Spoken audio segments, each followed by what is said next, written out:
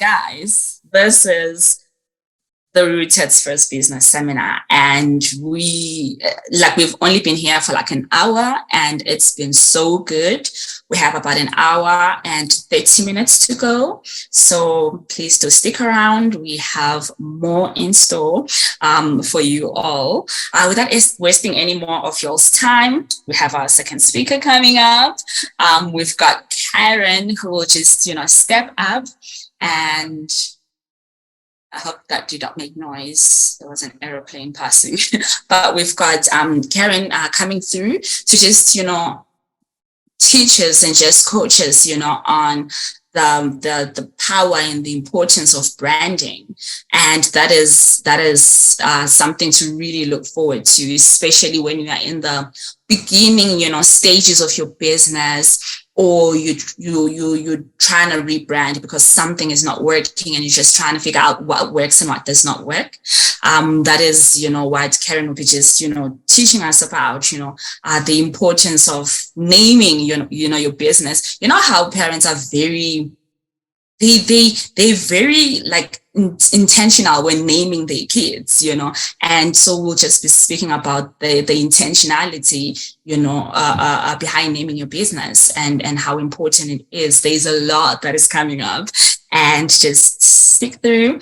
Just note down any questions you might have during the course of her speaking, and just after she's done, we'll then open up the floor for a short Q&A before moving on to our last speaker. So without rambling anymore, I will just give a short bio about who Caren is before inviting her to join us on stage. So Caren J. Salter is currently the CEO of the CMOS Dispensary, which is an online company dedicated to help men and women heal themselves on the inside and out by using naturally made products. Caren has spent the last 15 years studying business as well as helping other individuals spearhead their own endeavors. She has a mind and a spirit that is dedicated to entrepreneurship and success. Outside of running her business, Caren loves to spend time with her husband, Darius, and their 3 beautiful and wonderful children, and they are based in Ohio, USA. So before wasting any more of y'all's time, Caren, please come through, ma'am. Okay, can everybody hear me? Perfect, absolutely. Okay, great. So, hello everyone. Charmaine just gave my quick bio, so I'll just dive right into what we are here to hear about today, which is the power of branding. So if you are not familiar with what branding is, it is basically how someone recognizes or identifies with your company. So a brand is basically the identity of your company. If somebody sees your brand's or your company's logo, that is a part of your brand, they are automatically inclined to know that that logo belongs to that company. So that is a part of branding. Like I said, it is the identity of your business, and it is important because it is how your business introduces and establishes themselves in a particular market and also to your target audience, like I stated before. And I'll just jump in when Shar just stated about the importance of naming your business, which is basically the first step in building a brand and building a business. Is you have an idea, of course, and then the next thing is to name that thing. So just like like she said, the importance of naming a child. So in my mind, how I view this is basically, if God has given you a vision, basically it is up to you to basically birth that vision. So you're basically birthing it into the world. So therefore, in a sense, it is your baby, it is your child. So therefore you are to name it. And in my opinion, it is important when choosing a business name that is clear, concise, and in my opinion, a name that will transcend generations. So if you look at some of the bigger names, as in like your McDonald's, your Mercedes Benz, your Nike. These are companies that have transcended generations. And then even the company Apple. So when you think of iPhones and MacBooks and iPods and watches and everything that that company sells, the owner and creator of that company was Steve Jobs. He has basically gone on to glory. He has passed away, but his company and his brand is still kicking. So people, my parents use iPhones and iPads and things like that. And then I'm a mother, and then my child uses iPhones and MacBooks and iPads and things like that. So he has created a brand and a name that was able to sustain itself and then also transcends generations. And so when you talk about a name as well, you want to choose a name that means something, that's not going to basically set you up for failure. Something that you are passionate about. When choosing a name, it's not like if you feel like, oh, well, that's okay. Like, I mean, that sounds good. That's not, no, this needs to be something that you feel in your spirit. Like your belly needs to leap when you hear this name and says like, okay, like, so with me, with the CMOS dispensary, when I heard that, that was it. Like, I'm sold on that. That is my brand. That is the name. That is the, what God has given me. I'm not moved on that. I am very certain that that is the name of my company and of my business. And so also when naming your business, you want to, if we're going to look at it from a biblical standpoint, in the book of Genesis, when God created Adam, he then told Adam to go and name the things in the land, and then everything that he named, he had authority over. So therefore, when you name your business, you have authority over that. That is you. That is what you are responsible for. So it should be something that you are very, very passionate about and something that you should honestly be in love with. And a scripture that I like to look at is Ecclesiastes 7:1, the first part of that scripture. It says, a good name is better than precious ointment. And so that particular scripture is concerning the name of a child. But like I said, if God has given you this vision, this is something that you are birthing. So this is your baby. This is your child. This is something that you've been given to steward over, just like your children. So as far as naming goes, that's what I have to say about that. And then when we're talking about branding, after you have, I can give you a quick synopsis on basically how to get everything started up. So once you choose you have your idea of what you want to sell or a service that you want to offer, you then want to go ahead and get everything in line for your brand. So when I say in line, that's basically registering your business with the correct authorities that you need, or the registries that you need to register it within your local state and country. After that, you do things like get, your business bank account situated. If this is a business that you are going to be profiting from and receiving money from, you're going to want to have a business bank account with that. And then once that is set in stone, and I would also say that I would go ahead and make sure that you have your logo. So like I stated before, when we're talking about branding, the logo is basically, it's your brand stamp. It's what identifies you out in this world and what separates you from another business that is offering the same product or the same service that you are selling. It is your logo. And then once you have your logo and it's something that you're certain on, now, outside of a name, to me, logos sometimes shift and change until you settle into a design, but not with the name. With the name, that is like hardcore. We're not shifting on that versus a design. But once you have your logo and something that you're ready to go ahead and start with, I will go ahead and put colors behind that. And with colors I feel as if colors are just as important as naming your business, because when it comes to colors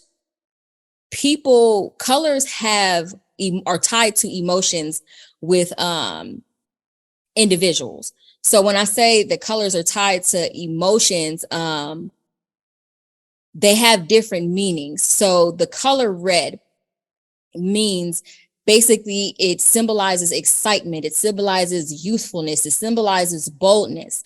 Then you have the color green, which is in my logo, which signifies peaceful growth, health. And then you have the color blue that symbolizes trust, dependability, and strength. And if you think about it, the brands that market the color blue in the where I am at the United States, those are our service workers. So like your postal workers, your people that work at the post office, your police officers, and things like that, your mechanics, people like that, those are the people that their uniforms are blue, because that is a color that symbolizes trust. So once you figure out what your business is, you have a product, you know what you're selling, you are sure on your brand message, what you're trying to put out into this world, the problem that you're trying to solve, then you go ahead and you apply those colors to your logo, and a part of your business. Once those colors are done and then you have a logo, I would also have, if your business is online, I would have a place for your target audience and your customers to go to. So you're just starting up. If you don't have, funds to go ahead and get a website completely done at that point in time, I would just get a landing page, which is like, hey, the landing page could just have your logo, your brand colors on there, and it could says like, hey, coming soon, this is what I'm offering, this is the service that I have, or I'm able to provide, and things like that. If you are not going online and you are a person you're starting off in person, whether you're out in a market or you're going around to different events and you don't physically have everything in stone, then I would always have printables. And what I mean by printables is branded business cards, branded flyers. If you're a product-based business, I would even have maybe a sample of your products that you could pass out with your flyers or pass out with your business cards, just so basically you are getting your brand out there and you're getting your brand into the mind of people. So even like I said, if you don't have that physical product yet, like you're making something and you don't have that yet, or even if you're a service-based business and you don't have any clientele yet, you go out there, you hand out those flyers, you hand out those business cards, and they might look and put it in the bottom of their purse or put it in their wallet. But it comes a time, if you know that you are offering a service or a product that solves someone's problem, eventually they'll go in their purse and pull out, oh, what was this that they offered or they gave to me? Let me go ahead and check this out, or let me call this number on the back of this card and see what they offer, or the flyer, they're reading it, and things like that. So moving from after you have everything set up, and then you have your logo, you have your brand colors and everything like that, and then you have your printable, and everything in a business needs to be concise. And when I say concise, I mean streamline all across the board.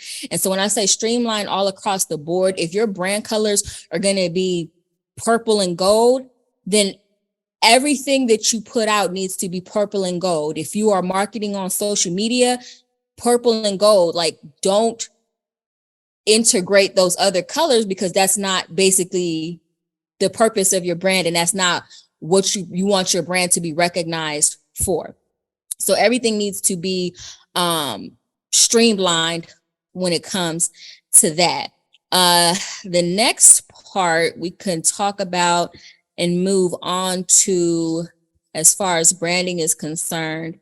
I mentioned before about making sure that you register your business with the necessary registrars in your particular country and state. So I'm in the United States. So when you start up your business, you want to make sure that you are registered at a state level, which would be your LLCs and your S Corps and your sole proprietorships. You're registered at a state level. And then if you have the means to do it at the time, you also want to register on a national level. And when I say a national level, I'm talking about getting your business name, your business logo, and what your business is. You're getting that trademark. And what happens when you trademark that is another form of branding, but in this time we're talking about ownership. So once your brand is trademarked, that you own that. That means nobody could use that name, nobody can use that logo, nobody could potentially use these brand colors with this logo selling these particular products. So you own that like you own your brand name at that point when you're registering on the national level with the trademark.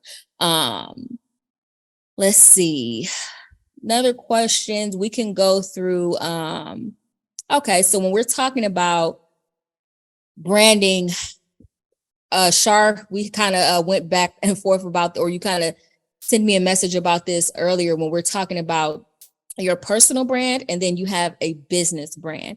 So both are needed if you want to have a successful company. So when I say, or a successful business. So on a personal or on a business side, when you have a business brand, your business brand is focused on customer satisfaction, customer service, sales, things like that. That is what your business brand is focused on. Then when we're talking about a personal brand, that is focused on community and relationship. So when we're talking about community and relationship and some of the brands that I see that do really well is because they do really well at personalizing themselves and letting people see into themselves or see into their lives, basically.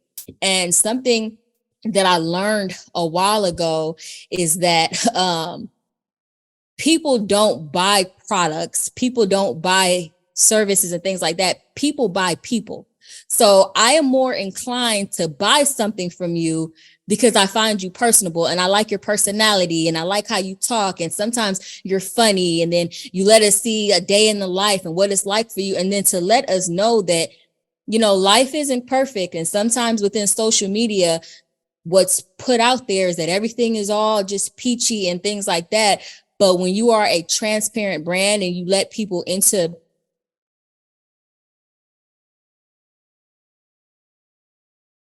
into a certain part of your life, then that is building your personal brand. And then you're also building a community. And then when people feel like they belong to a community and they feel like they are a part of something, then they are more inclined to purchase from you or support your cause in whatever you are doing. So in my opinion, successful businesses have two, which is a business brand and then a personal brand. And then I will also say on a personal brand side, you are the face of your brand. Like if you are choosing to be the face of, some people aren't the face of their brand, and that's okay. Businesses are successful with people who choose not to, you know, reveal their face or reveal who they are.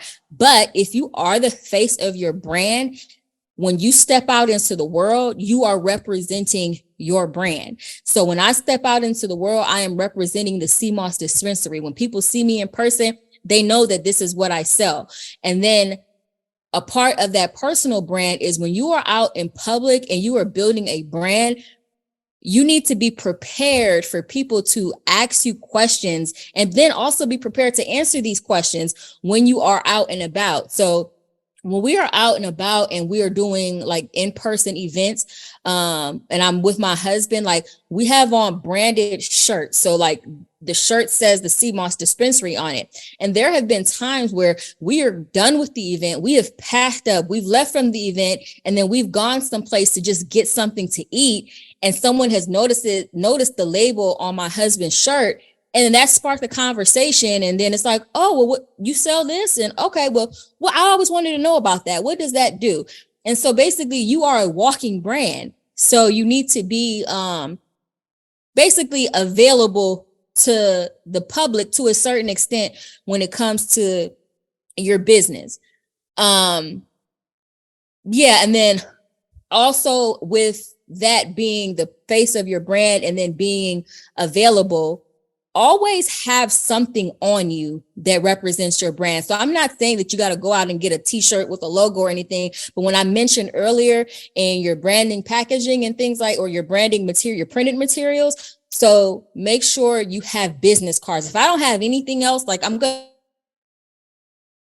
to have some my person. Those are going to be in my wallet. And that's easy. Like you're out and about, you just hand the business card to someone there. You've had a meaningful conversation with someone. You've given them all of this knowledge. You just don't have anything on hand with you to give them as far as a physical product. But hey, I have this business card. And then on the back of my business card is my website. When you get time, go ahead and check out the website. And then also my email address is on there. So if you have any other questions that need to be answered, go ahead and send me an email over.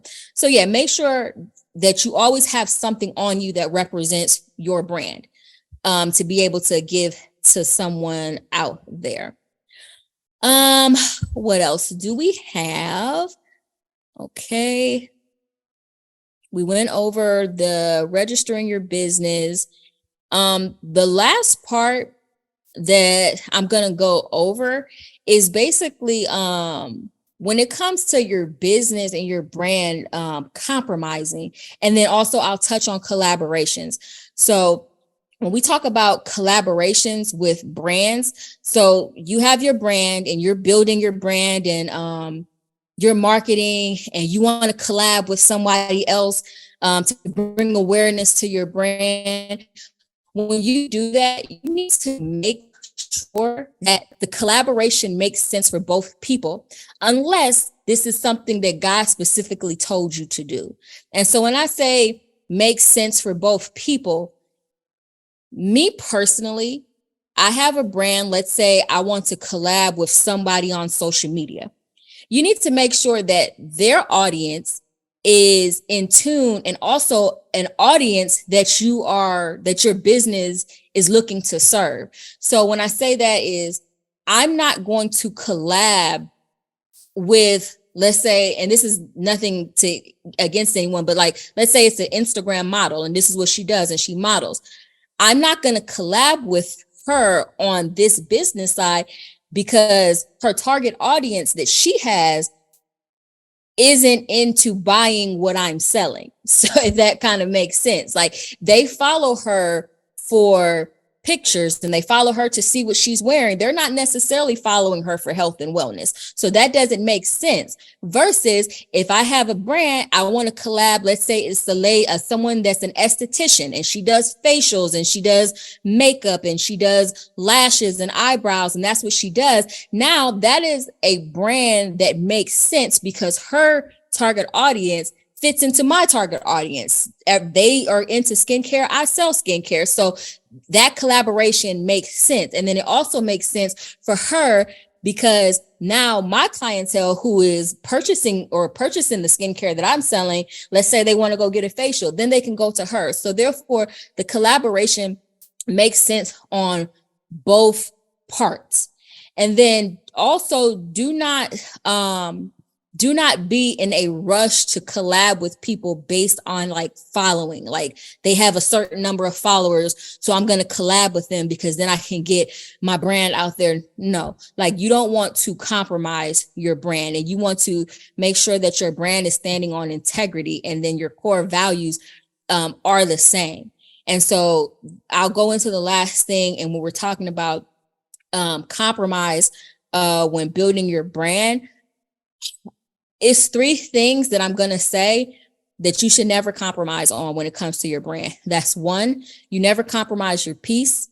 You never compromise your passion, and then you never compromise your promise. So when I say never compromise your peace in building your brand, if it does not bring you peace, don't do it. Like if God has not given you the go on that, like that's a no-go.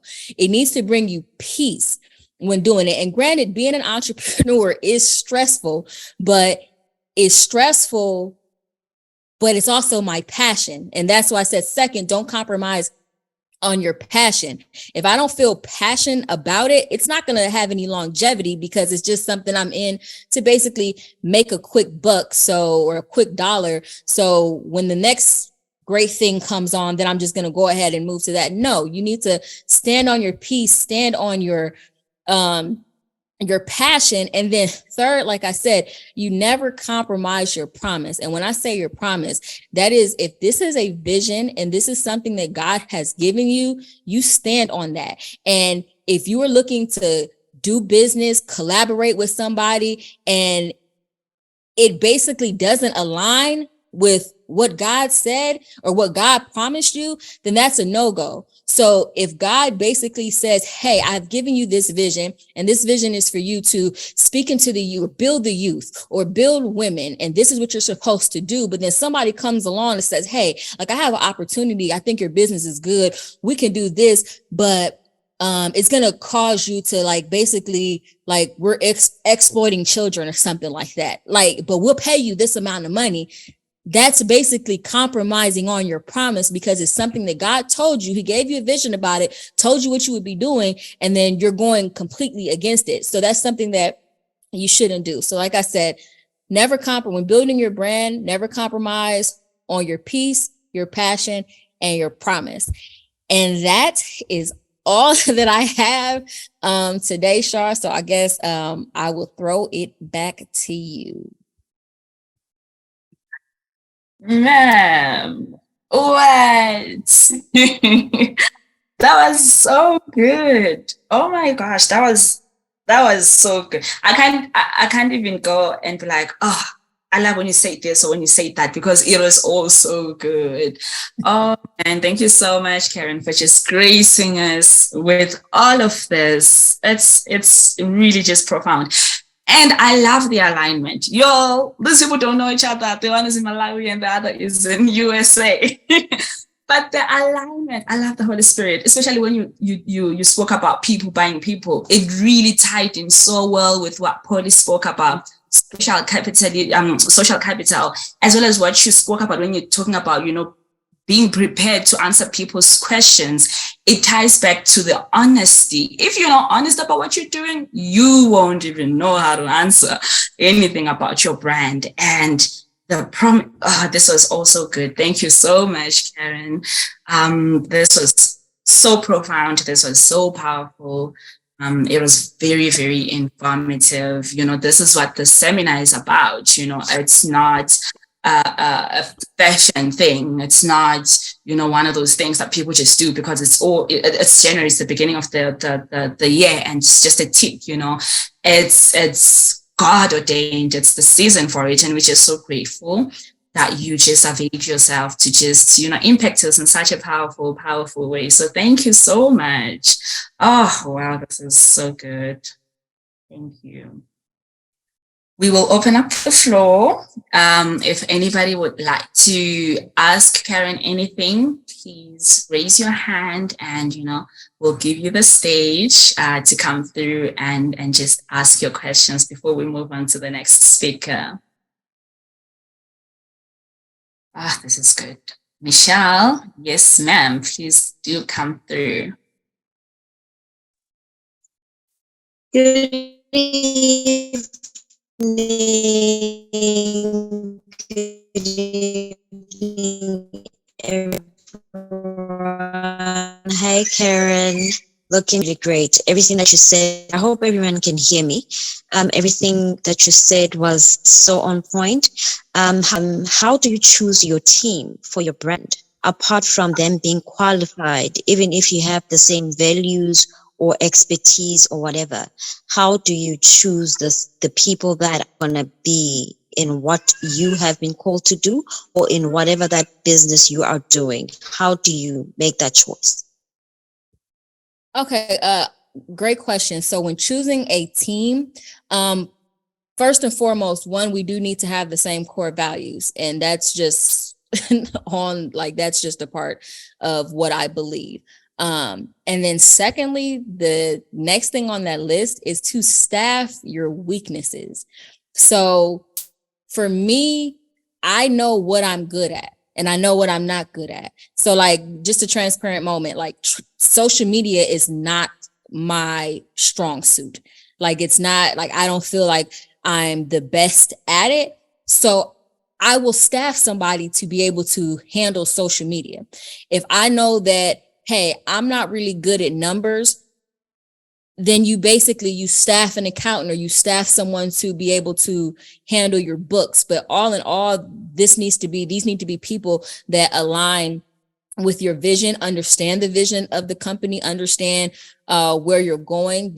And then to be completely honest, this is also something that you take to God. Like, hey, if you get somebody, hey, like, I'd love to be a part of your team, I love to work with you. It's not, even though you look on the outside, you look qualified, and on paper you look qualified, I'm always going to take it back to the Father. And then when I take it back to him, I sit on it, I pray about it, and then we come together, we have a meeting, and our values align, and then we can go from there. But most importantly, values align, and then staffing your weaknesses. So that's the answer for that.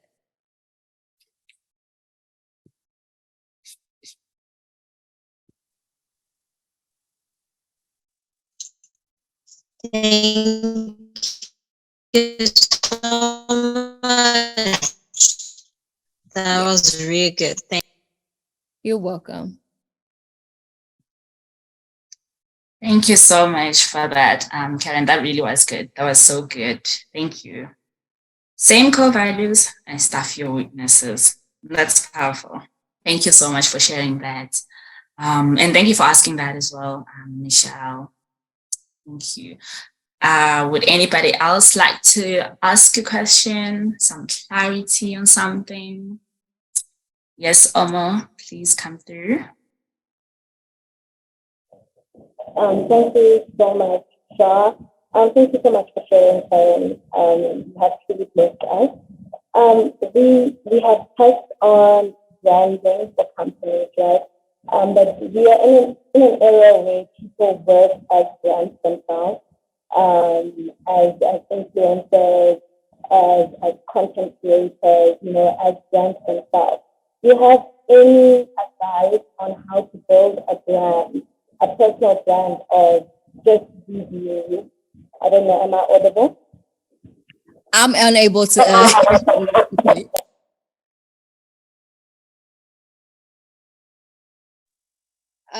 Sorry about that. I'm on mute. Okay, sorry. Yeah. Okay. Yeah. So I was saying, thank you so much for sharing. My question is, we have touched, or rather you have touched on branding for businesses, right? But we are in an era where we have brands that are literally just people, where people are becoming influencers, people are becoming brands themselves. Do you have any advice for someone that's going into business in that way, business as a personal brand? Branding for that. So I would say, like, if you're going into branding yourself and you are your brand, and as far as just being like an influencer, in my opinion, transparency wins in that realm when it comes to being an influencer. And like I said before, people buy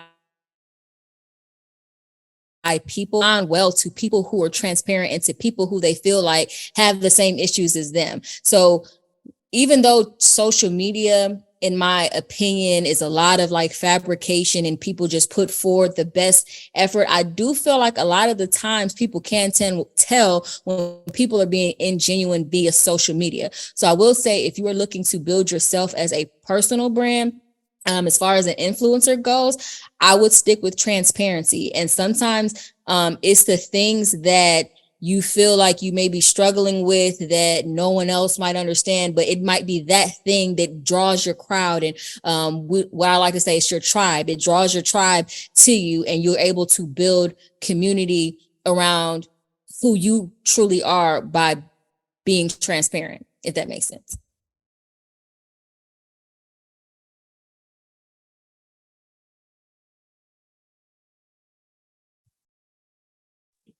Thank you very much. Thank you very much. Thank you so much, Omo, for asking that. And thank you so much, Caren, for answering that. Transparency draws your tribe. Transparency draws your tribe as a personal brand.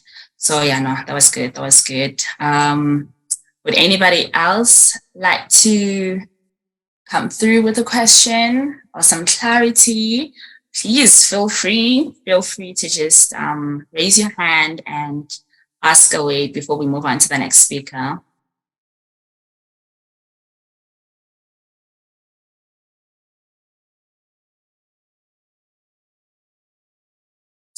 All right, going once, going twice.